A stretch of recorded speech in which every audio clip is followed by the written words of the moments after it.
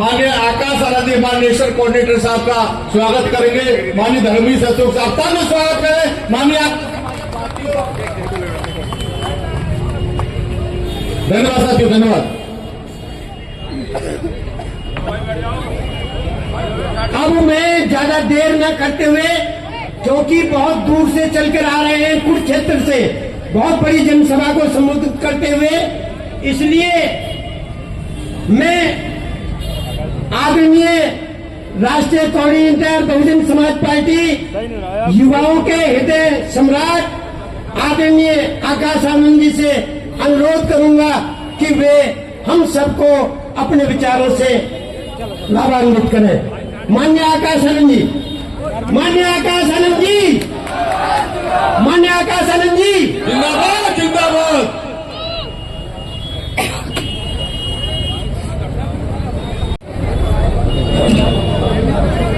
साथियों, आज यहाँ दिल्ली प्रदेश के गोकुलपुरी विधानसभा में मौजूद मेरी सभी माताएं, बहनें, बड़े बुजुर्ग और उनके साथ साथ आज यहाँ इतनी बड़ी संख्या में शामिल हुए मेरे सभी युवा साथियों, जिन्होंने अपने दिन में से इतना कीमती समय निकालकर हम सबको आज यहाँ सुनने आए, आप सभी का मैं तहे दिल से धन्यवाद करता हूँ।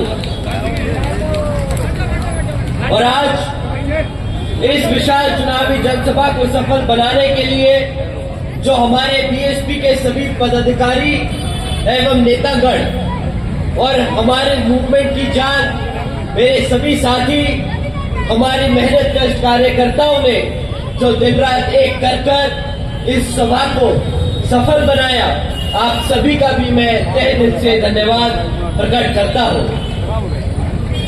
साथियों, यहाँ दिल्ली के विधानसभा चुनाव के संबंध में कुछ जरूरी बातें आप लोगों के बीच में रखने से पहले मैं अपने सभी संतों, गुरुओं, महापुरुषों को, जिसमें खासकर महात्मा ज्योतिबा फूले, छत्रपति शाहू जी महाराज, नारायण गुरु, बाबा साहब डॉक्टर भीमराव अम्बेडकर जी एवं मान्यवर साहब श्री काशीराम जी को नमन करता हूँ।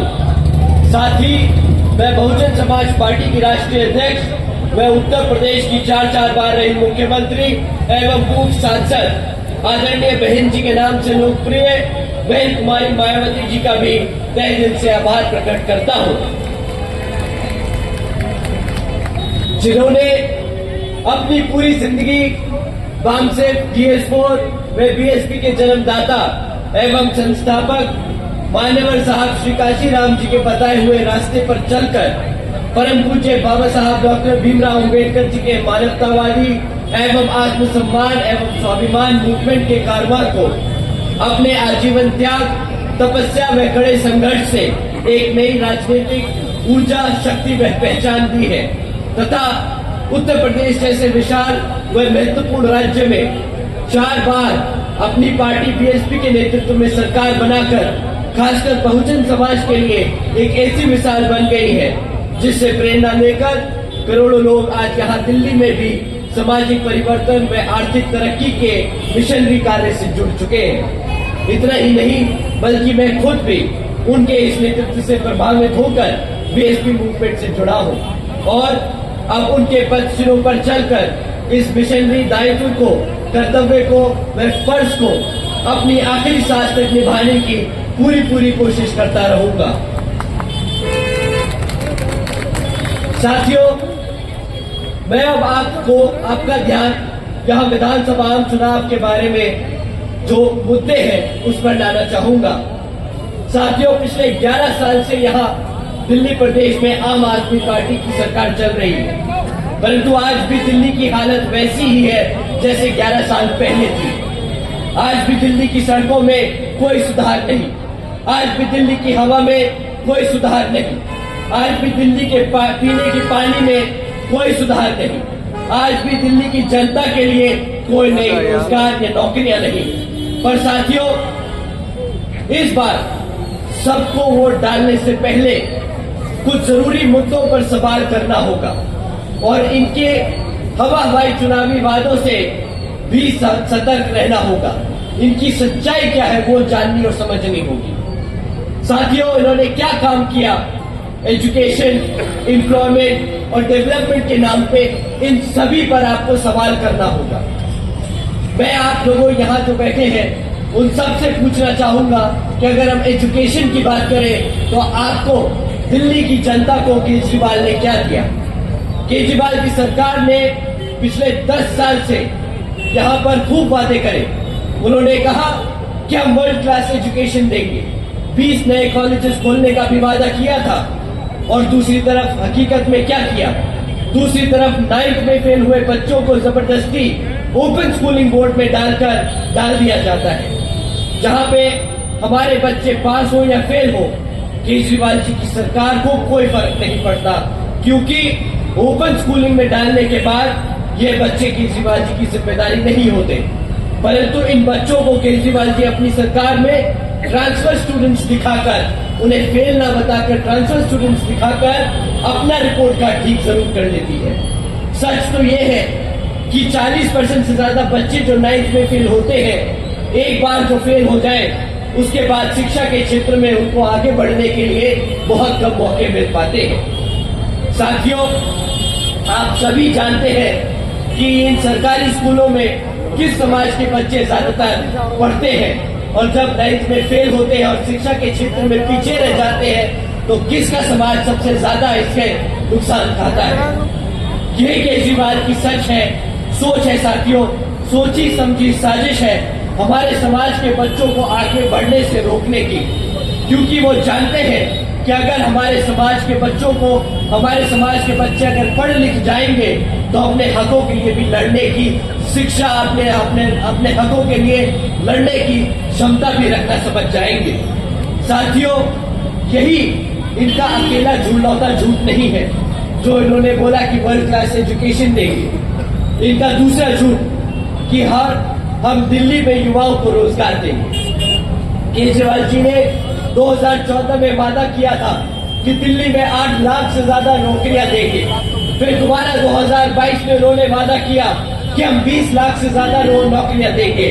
और केजरीवाल का सच क्या है? मात्र 12,000 नौकरियां। पिछले 11 सालों में सिर्फ मात्र 12,000 नौकरियां दी हैं केजरीवाल ने। साथियों, इतना ही नहीं, बल्कि जो दिल्ली में सरकारी की जो पक्की नौकरियां हुआ करती थी, वो आज 40% से ज्यादा कॉन्ट्रैक्चुअल जॉब्स बना दी गई है। इनका साथियों, अब आप सब जानते हैं कि पक्की नौकरी दे नहीं रहे, और जो पहले से पक्की नौकरियां थी उनको कॉन्ट्रैक्चुअल यानी कच्ची नौकरियां बनाकर आपके आरक्षण को खत्म करने की कोशिश की गई है। हमारे बच्चों को पढ़ाने से रोका गया, हमारे युवाओं को रोजगार से रोका गया, हमारे जो पक्की नौकरी में लगे हुए युवा थे, लोग थे, उनको कॉन्ट्रैक्चुअल जॉब्स कर उनसे आरक्षण छीनने की कोशिश की गई। साथियों, इतना ही नहीं, इनका तीसरा सबसे बड़ा झूठ, इन्होंने कहा दिल्ली को सिंगापुर बना देंगे। पिछले 10 सालों में यहाँ इन्होंने बहुत गीत गाए कि हम दिल्ली को सिंगापुर बना देंगे, दिल्ली को सिंगापुर बना देंगे। ना दिल्ली को आज तक पीने का साफ पानी मिल पाया, ना दिल्ली को आज तक साफ हवा मिल पाई, ना दिल्ली को आज तक अंडरग्राउंड वायर्स मिल पाई, ना आज तक दिल्ली को पक्की सड़कें मिल पाई। जब बारिश के मौसम में पूरा दिल्ली डूब जाता है, तब केजरीवाल जी जनता का ध्यान भटकाने के लिए दिन भर बयानबाजी करते हैं कि मैं दिल्ली को सिटी ऑफ लेक्स बना दूंगा। पर साथियों, हकीकत तो ये है कि दिल्ली सिटी ऑफ लेक्स नहीं है, Delhi city of pot holes है। दिल्ली में एक सड़क नहीं जहां पे गड्ढा ना हो। यही है केजरीवाल का विकास पिछले 11 साल का। साथियों, अगर आप इनसे काम पे, विकास पे, रोजगार पे, बच्चों की शिक्षा पे सवाल करेंगे तो ये अपनी जिम्मेदारियों से पल्ला छाड़ने के लिए सबसे पहले बोलेंगे, अरे हमें तो एलजी काम नहीं करने देता। हम पूछते हैं, अगर तुम्हें एलजी काम नहीं करने देता, तुम्हें अगर सरकार में रहकर सरकार से काम लेना नहीं आता तो सरकार छोड़ देनी चाहिए इनको।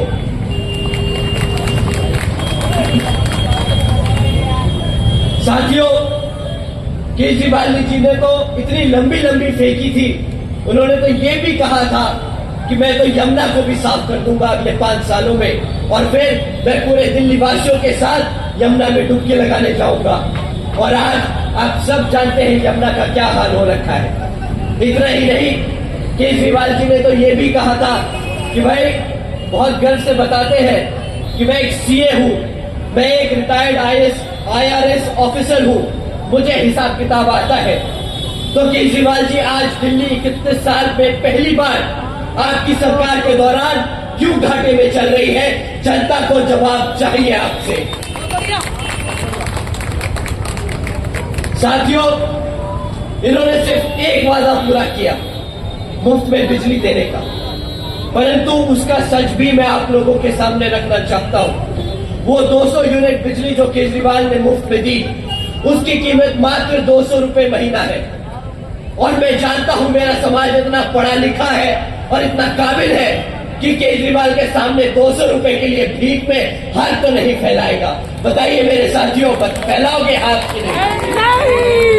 साथियों, परंतु पूरी दिल्ली ने हाथ फैलाया और इसकी कीमत भी आज दिल्ली चुका रही है। तो क्या आप जानते हैं उस मुफ्त में 200 रुपए की महीने की कीमत आप लोगों ने किस तरीके से चुकाई? आपने चुकाई ना शिक्षा लेकर, आपने चुकाई ना साफ पानी लेकर, आप लोगों ने चुकाई ना साफ हवा पाकर, आपने चुकाई अपने बच्चों के लिए ना नौकरी पाकर। साथियों, ना मिल पाया हमारे को इस सरकार से कोई ढंग का SC OBC समाज का नेता। हमने रोजगार, नौकरियां, पानी, हवा, शिक्षा सब गंवाया, बदले में हमें तो एक नेता भी ना दे पाया आम आदमी पार्टी। साथियों, सिर्फ बदले में हमें पिछले 11 सालों में एक भ्रष्ट सरकार, एक भ्रष्ट मुख्यमंत्री और एक भ्रष्ट पार्टी मिली है। पिछले 11 सालों में इनके इतने घोटाले, एक बार सत्ता से बाहर हो जाए तो उनके घोटालों की लिस्ट सामने आ जाएगी। साथियों, अभी तो ये जेल के चक्कर काट के आए हैं, अभी तो ये शराब के घोटाले में चक्कर काट के आए। इन्होंने कहा था मोहल्ले, गली गली, मोहल्ले मोहल्ले में स्कूल, चिकित्सालय खुलवाएंगे, पर खोला क्या? देखिए, ये है केजरीवाल की असली नीयत। और सुप्रीम कोर्ट ने सही किया इसके साथ, उठा के जेल में ठोक दिया पूरी सरकार को। साथियों, अभी तो सिर्फ शराब के घोटाले में अंदर गए हैं। अभी एक बार सरकार से निकल जाने दो इन्हें, फिर मोहल्ला क्लिनिक के घोटाले भी खुलेंगे इनके। सरकारी स्कूलों को जो ये होने पौने दामों में इन्होंने हमारे सरकार के, हमारे टैक्स पेयर के पैसे ऐंठे हैं सरकारी स्कूल के नाम पर, वो घोटाला भी अभी इनके सामने खुलेगा। यमुना नदी को साफ करने का जो पैसा ऐंठा है, उसका घोटाला भी इनका सामने आएगा। फिर देखना पूरी की पूरी सरकार फिर से जेल में होगी। साथियों, इस देश में केजरीवाल से बड़ा कोई भ्रष्ट नेता नहीं और आम आदमी पार्टी से बड़ी कोई भ्रष्ट पार्टी नहीं। साथियों, जब दोनों डिप्टी CM और CM दोनों जेल में थे, ये चाहते तो डिप्टी CM और CM दोनों OBC और SC समाज से बना सकते थे, परंतु वैसे तो कहने को ये बाबा साहब के बहुत बड़े अनुयायी है, बहुत बड़े भक्त हैं, बहुत ज्यादा मानते हैं, परंतु जब इनके पास मौका था, जब ये दोनों जेल में थे, इनके पास मौका था कि SC और OBC समाज से किसी को तो डिप्टी CM और CM बना दे, परंतु किसको बनाया इन्होंने? बताइए, किसको बनाया इन्होंने CM? आपके समाज में से किसी को बनाया? पता चल गया गद्दार कौन है? गद्दार कौन है? गद्दार कौन है? गद्दार कौन है? साथियों, सच तो ये है कि केजरीवाल खाली गद्दार ही नहीं, देश का सबसे बड़ा दलित और पिछड़े समाज का विरोधी है। साथियों, आज मैं आप सबके बीच में कहता हूं, केजरीवाल SC OBC विरोधी है, आरक्षण विरोधी है, बाबा साहब विरोधी है, क्योंकि ये वो केजरीवाल की ही पार्टी है जिसने सुप्रीम कोर्ट में SC ST रिजर्वेशन में सब क्लासिफिकेशन की याचिका लगाई थी। और साथियों, मैदान में तो केजरीवाल के साथ साथ बीजेपी और कांग्रेस भी है, परंतु आप इनके झूठे वादों से सावधान रहिएगा। बीजेपी और कांग्रेस दोनों की सरकारें कई राज्यों में चल रही हैं, और अगर आप इनसे इनके काम के बारे में पूछेंगे, यहाँ पे तो बहुत लंबे चौड़े वादे करेंगे आपसे, परंतु आप इनसे इनके काम पूछेंगे भाई दूसरे सरकारों, दूसरे राज्यों में जो उनकी सरकारें चल रही है वहां पे क्या काम किया, तो इनके पास सिर्फ और सिर्फ मुंह पे चुप्पी साधने के अलावा और कुछ नहीं होगा। इन्होंने एक काम नहीं किया आपके समाज के लिए।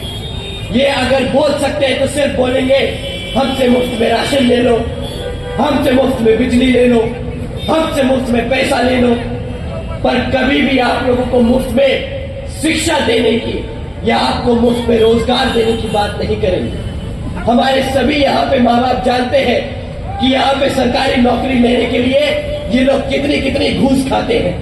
यहाँ पे ईमानदारी से बच्चा अगर पेपर पास कर कर नौकरी में नंबर लगाने पहुंच जाए तो उसको नौकरी नहीं मिलती। पहली बात कि पिछले 10 सालों में इन्होंने तो कोई रोजगार दिया नहीं। दूसरे राज्यों में भी आए दिन पेपर लीक की खबरें आती रहती हैं, तो वहां पर भी रोजगार नहीं मिलता। साथियों, बीजेपी के तो ये हाल हो गए कि केंद्र की भाजपा के सरकार को जे कॉलोनी की जो चुनावी दौर में याद आती है, वो इतनी ज्यादा बेशर्मी की हद पार करती है, वो आप सबके सामने मैं रखना चाहता हूं। पिछले 5 सालों से कहां थे ये जे कॉलोनी के लोगों के लिए फ्लैट? आज प्रधानमंत्री जी जब चुनाव सर पर है तो हमारे जे कॉलोनी के बच्चों लोगों के लिए फ्लैट बांटते फिर रहे हैं। पिछले 5 साल से कहां थे ये फ्लैट हमारे लोगों के लिए? आज चुनाव में वोट चाहिए हमारे समाज का, तो इन्हें आज हमारे लोग याद आते हैं। आज चुनाव सर पर है तो इन्हें झुग्गी झोपड़ियां दिख रही है। परंतु साथियों, आप सब भूलना मत कि पिछले 5 साल में इन्होंने आपको सिर्फ धोखा देने का काम किया है। आपको गंदा पानी, साफ पानी देने का काम किया। जब यहाँ पर गर्मी में टैंकर आपके घर कॉलोनियों में आता है और पानी देने के लिए आपको पैसा देना पड़ता है, तब कहां जाती है भाजपा की सरकार और कहां जाते हैं उसके विधायक? जब यहाँ पर दिल्ली में आपकी घर के सामने आपकी सड़कें डूबी होती है और आप अपने घर से निकल नहीं पाते, तब कहां जाती है भाजपा की सरकार और कहां जाते हैं इसके विधायक? तब क्यों नहीं निकलती इनकी आवाज केजरीवाल के खिलाफ? साथियों, इस बारी चुनाव में आप लोगों को भाजपा से, कांग्रेस से और आम आदमी पार्टी से सतर्क रहना होगा। ये सिर्फ मोटे झूठे हवाई वादे करने जानते हैं, परंतु जमीनी स्तर पर काम करना नहीं। कांग्रेस की बात तो करना ही बेकार है। ये दोनों भाई बहन जोड़े में फैशन आजकल खेलने में बहुत बिजी है। एक नीली टी शर्ट पहनता है तो एक नीली साड़ी पहन के निकल पड़ता है। परंतु जब आप इनसे सवाल करोगे कि भाई तुमने हमारे बाबा साहब को पिछले 70 सालों में एक बार भी सम्मान देने का काम किया, तो दोनों के दोनों चुप्पी साध जाएंगे। इनसे कभी आप पूछिए कि भाई तुम्हारी तो दूसरे राज्यों में सरकारें चल रही है, वहां पे तुमने हमारे समाज के लिए क्या किया? तो वहां पर भी ये दोनों लोग अपना मुंह बंद रख लेंगे, क्योंकि इनसे ना दूसरे राज्यों में हमारे समाज को सम्मान दिया गया, ना ही हमें दिल्ली में दे पाएंगे। ये दोनों ही पार्टियां एक ही सिक्के के 2 पहलू हैं साथियों। ये दोनों ही पार्टियां हमारे बाबा साहब को कभी भी सम्मान नहीं दे पाई। कांग्रेस कभी भी केंद्र में जब सत्ता में थी तब उसने सम्मान नहीं किया, और जब बीजेपी ने, और हम सब ये जानते हैं, बीजेपी ने पूरे देश में आग लगा दी थी जब आदरणीय बहन कुमारी मायावती जी और मान्यवर साहब श्री काशीराम जी के संघर्षों से बीएसपी ने बाबा साहब को भारत रत्न दिलवाया था। साथियों, ये बात हम ना भूले हैं और ना कभी भूलने देंगे। ये वही भाजपा है जिसने पूरे देश में आग लगा दी थी जब बाबा साहब को भारत रत्न मिला था। साथियों, एक तरफ ये आम आदमी पार्टी, बीजेपी और कांग्रेस जैसी पार्टियां हैं जो हमारे समाज को दबा के रखना चाहती है, और दूसरी तरफ आपकी अपनी पार्टी बीएसपी जो हमारे समाज के साथ साथ गरीबों, शोषितों, वंचितों और पिछड़े समाज को एक सम्मानजनक जिंदगी जीने का मौका देना चाहती है। आदरणीय बहन कुमारी मायावती जी के नेतृत्व में बीएसपी ने कई हवाई वादे नहीं किए, आदरणीय बहन जी ने हमेशा काम करके दिखाया है। जिस तरीके से अगर आप यहाँ दिल्ली में बहुजन समाज पार्टी को समर्थन कर सत्ता में बिठाएंगे, उसी तरीके से यहाँ पर भी दिल्ली में बहुजन समाज पार्टी आप लोगों के लिए काम करेगी। जैसा आदरणीय बहन जी ने सावित्रीबाई फुले बालिका शिक्षा योजना चलवाई थी, जिसके तहत 7 लाख से ज्यादा बच्चियों को 12वीं तक की शिक्षा प्राप्त करने के लिए 600 करोड़ से ज्यादा की लागत इन बच्चों को अपने पैरों पर खड़ा कर एक उज्जवल भविष्य देने के लिए खर्ची गई। इतना ही नहीं साथियों, आदरणीय बहन जी ने अपने शासनकाल में यूपी में 6 engineering colleges, 2 homeopathic colleges, 24 polytechnic colleges, 2 paramedical colleges, 6 universities, 200 से अधिक इंटर डिग्री कॉलेजेस, 100 से अधिक ITI, 550 से ज्यादा हाई स्कूल और 5,500 से अधिक प्राइमरी स्कूल्स बनाने का काम किया था। साथियों, अगर आप केजरीवाल को बताओगे ना इतना काम हुआ है 5 साल में, तो उसकी आंखें फटी की फटी रह जाएगी और चश्मा भी गिर जाएगा, क्योंकि बेचारे को काम करने की आदत नहीं, मुफ्त में दारू बांटने की आदत है ना, तो बेचारा रात को पीता होगा, सुबह भूल जाता होगा। जो 12,500 नौकरी थी इसने 11 सालों में, उसे मैं आज गिनवाना चाहता हूँ कि अगर काम करने की नीयत हो तो आदरणीय बहन कुमारी मायावती जी ने किस तरीके से नौकरी दी है। 90,000 से अधिक शिक्षकों को भर्ती किया था, 1 लाख से अधिक सफाई कर्मचारियों को भर्ती किया था, 2 लाख से अधिक जवानों को पुलिस फोर्स में भर्ती किया था और 30 लाख से अधिक सभी अपर कास्ट समाज के बच्चों को सरकारी रोजगार दिया था। ये होता है काम करने का मन। जब दिल में मन में इच्छा हो करने की, तब मायावती जी ने करके दिखाया। और ये एक तरफ अरविंद केजरीवाल है, सर्दियों में रुपये लेता है, निकल पड़ता है सड़कों पे, मुफ्त में दारू बांटता है, सड़कों में पानी भरवाता है, जुमले वादे करता है, मुफ्त में क्या कहता है बिजली दे दो, 2100 रुपए ले लो। अरे भाई, जिस चीज की जरूरत है इस दिल्ली को वो कब देगा? इस दिल्ली को साफ हवा की जरूरत है। जब साफ हवा पे सवाल करो तो बोलता है पंजाब में चल रही है। आज तो आम आदमी पार्टी पंजाब में भी है, अब क्यों दिल्ली चौक कर रही है? अब क्यों दिल्ली में साफ हवा नहीं है? जवाब क्यों नहीं देता केजरीवाल? साथियों, ये आदमी वो है, इसे जो काम पे जिस चीज पे आप सवाल पूछोगे उससे ये निकल के भागने की कोशिश करेगा। हर चीज के लिए इसके पास किसी न किसी को भार देने के लिए इसके पास किसी न किसी के ऊपर जिम्मेदारी थोपने का आदत है। इससे पूछेंगे कि भाई दिल्ली का ट्रांसपोर्टेशन, पब्लिक ट्रांसपोर्टेशन ठीक क्यों नहीं हुआ, तो बोलेगा एसडी ने करने नहीं दिया। सड़कें ठीक क्यों नहीं हुई, एसडी ने करने नहीं दी। अरे भाई, जब तेरे से नहीं होता काम तो छोड़ दे सकता, जिससे काम आता है वो कर लेंगे। साथियों, बहन जी गवर्नेंस मॉडल की तरह चलकर बीएसपी की सरकार ने प्रदेश में सभी समाज के लोगों को अपने पैरों पर खड़ा कर एक स्वाभिमान से जीने का अधिकार दिया था। इसकी तरह अपने बच्चों को, हमारे बच्चों को हाथ फैलाने पे मजबूर नहीं किया। परंतु साथियों, आप सब जानते हैं कि अगर किसी को कमजोर करना हो तो उसको नाकाबिल बना दो। और आम आदमी पार्टी, बीजेपी और कांग्रेस मुफ्त में हमें सुविधाएं देकर हमारे बच्चों को नाकाबिल बनाने की कोशिश कर रही है। ये इनकी सोची समझी साजिश है, क्योंकि जब हमारे बच्चे आदत छूट जाएगी, उनकी नाकाबिल हो जाएंगे, आदत बन जाएगी दूसरों की सरकार के सब्सिडी पे जीने की, तो साथियों अपने पैरों पर कभी खड़ा नहीं हो पाएंगे, जिंदगी भर इनके सामने हाथ फैलाते रह जाएंगे।